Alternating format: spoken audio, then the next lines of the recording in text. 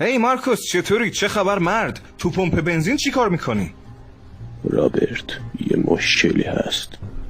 خدای من، بازم یه مشکل. چی شده؟ چه مشکلی؟ من اشتباهی توی باک تویوتا کمری خودم شیر کمتر به 1% ریختم. تو یعنی الان باکتو به جای بنزین با این شیرایی که اینجاست پر کردی؟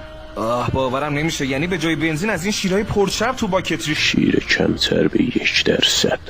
خیلی خب، متوجه. بهتر از پرچرب 3%. فهمیدم، ولی میخوام ایشلم رابرت.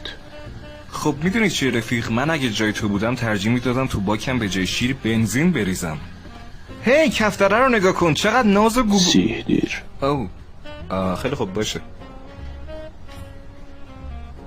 کجا داری میری؟ هی صبر کن چی کار داری میکنی؟ چرا اونو کشتی؟ اون فقط یه کفتر بود، اصلا کاری به کار ما نداشت. ببخشید رابرت، باشلا.